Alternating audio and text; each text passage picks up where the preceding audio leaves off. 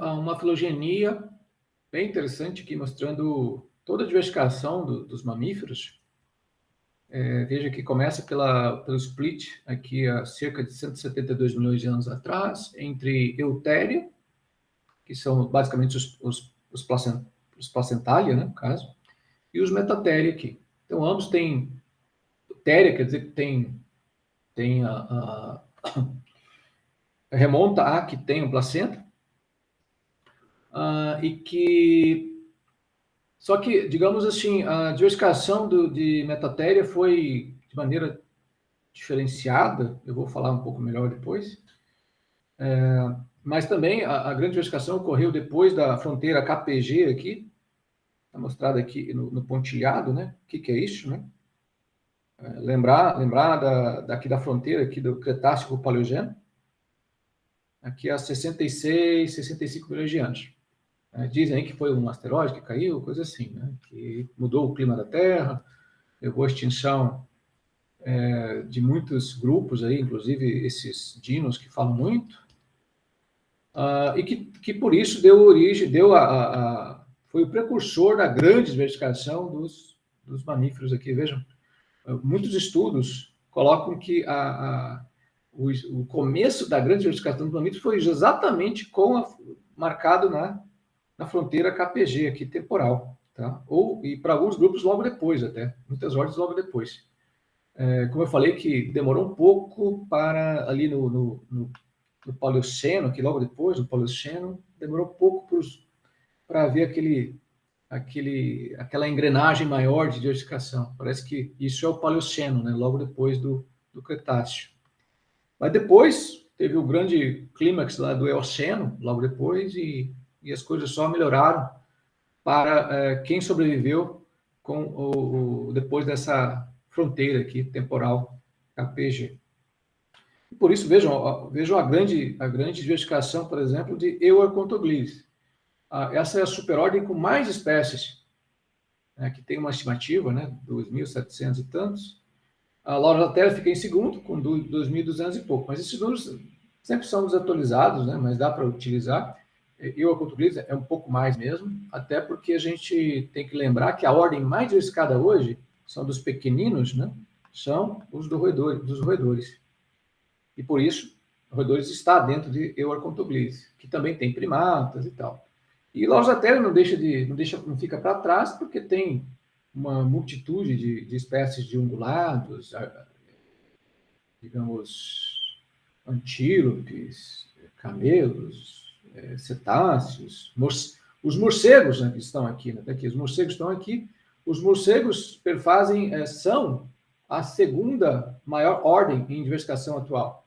Primeiro, rodente. Segundo, morcegos. Então, por isso que são as duas grandes superordens, no caso, Laurasideria e Euarchontoglires, dentro da grande diversificação dos mamíferos que se tem hoje, né?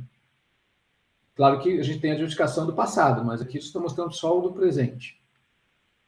E vejam que os Afrotheria e Xenarthra certamente já foram mais diversificados, mas hoje em dia são poucas espécies, né? Vejam o grupo aqui do Irex, dos elefantes, peixes-boi, poucas espécies, né, assim, perto dos demais.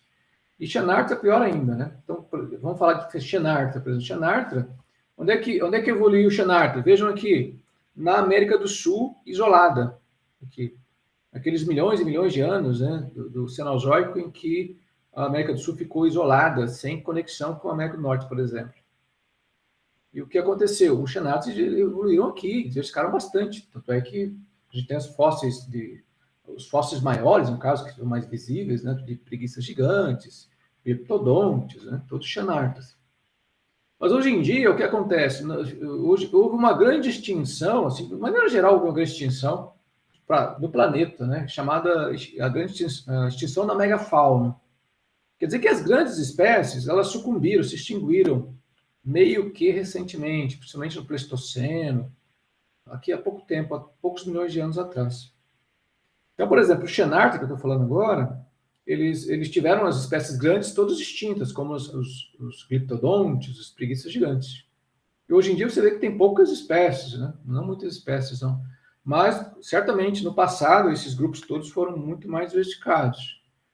Mas uma coisa, quanto menor o tamanho do corpo, há uma tendência das espécies prevalecerem, né? Não se extinguirem. Tanto é que houve aquela grande extinção da megafauna que, de certa maneira, não atingiu as pequenas espécies.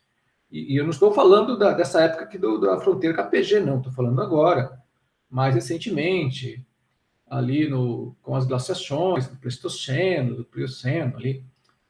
Houve muita extinção agora no final. Tanto é que teve um ápice, que às vezes mostro para vocês alguns gráficos de evolução ali, de diversificação dos mamíferos no Mioceno, que é mais ou menos onde eu estou aqui, mais ou menos aqui onde eu estou temporalmente.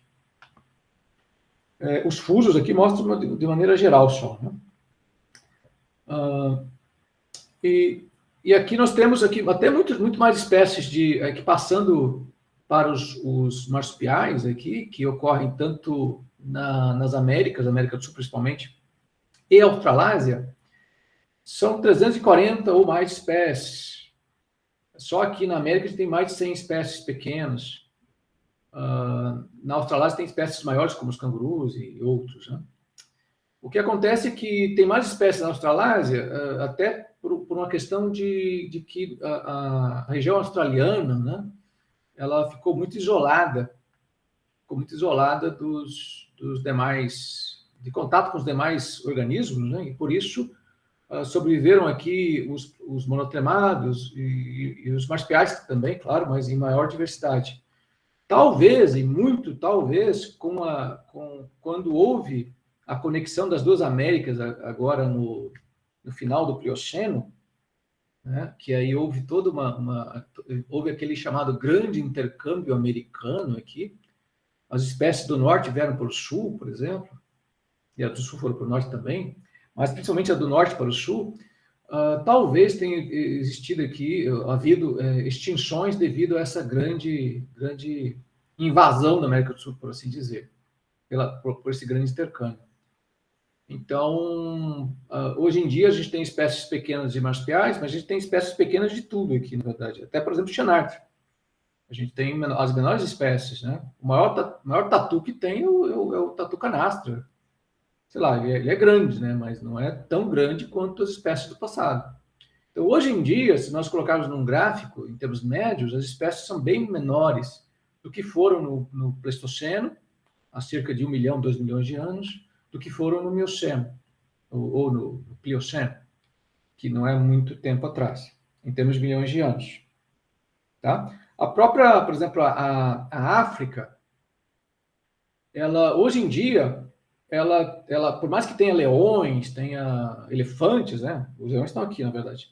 Por mais que a África tenha espécies grandes hoje, ela já teve espécies muito maiores no passado. Os leões eram maiores também. Então, realmente houve um fenômeno chamado extinção da megafauna mesmo, que fez com que as espécies grandes sucumbissem.